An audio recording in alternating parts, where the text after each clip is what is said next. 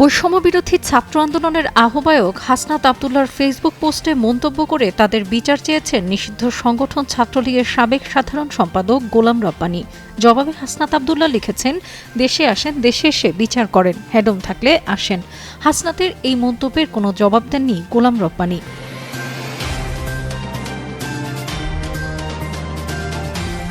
অন্তর্বর্তী সরকারের কাছে অতি দ্রুত আওয়ামী লীগের নেতাকর্মীদের বিচার দৃশ্যমান ও কার্যকর করার দাবি জানিয়ে বুধবার রাতে নিজের ভেরিফাইড ফেসবুক আইডিতে পোস্ট দেন বৈষম্যবিরোধী ছাত্র আন্দোলনের আহ্বায়ক হাসনাত আবদুল্লাহ।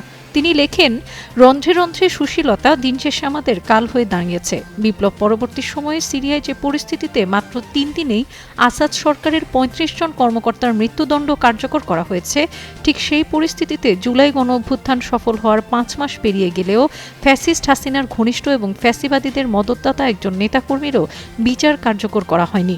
বর্তমান সরকারের এই ধরনের দয়াপরবশ হয়ে ফ্যাসিস্ট আওয়ামী লীগের নেতাকর্মীদের বিচার কার্যকর করতে স্বেচ্ছায় বিলম্ব করা জুলাই গণঅভ্যুত্থানের সাথে অপমানের শামিল। অথচ ৫ই অগাস্টের গণঅভ্যুত্থান সফল না হলে ফ্যাসিস্ট হাসিনা ও আওয়ামী লীগ গণঅভ্যুত্থানে অংশ নেওয়া বিপ্লবীদের হত্যাযজ্ঞে নেমে পড়ত। নির্বিচারে গুমখুন ও আরেকটি গণহত্যা করতে তারা তখন বিন্দুমাত্র পিছুপা হতো না।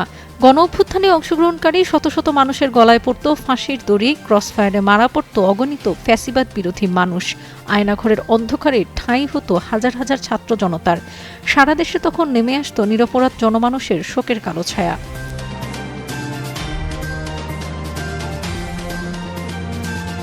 ঠিক এ কারণেই আওয়ামী লীগের প্রতি আমাদের এখনকার আচরণ ঠিক তেমন হওয়া উচিত যেমন আচরণ ৫ই অগাস্টের গণঅভ্যুত্থান সফল না হলে আওয়ামী লীগ আমাদের সাথে করত। বর্তমান অন্তর্বর্তী সরকারের উচিত গণহত্যাকারী ও ফ্যাসিজম প্রতিষ্ঠাকারী দল হিসেবে আওয়ামী লীগকে নিষিদ্ধ ঘোষণা করে তাদের সকল নেতাকর্মীর বিচার দ্রুতগতিতে কার্যকর করা। হাসনাত আবদুল্লাহ লিখেন, অন্তর্বর্তী সরকারকে বলছি, আওয়ামী লীগের প্রতি ন্যূনতম দয়া নেই, সুতরাং অতি দ্রুত আওয়ামী লীগের নেতাকর্মীদের বিচার দৃশ্যমান করুন, কার্যকর করুন।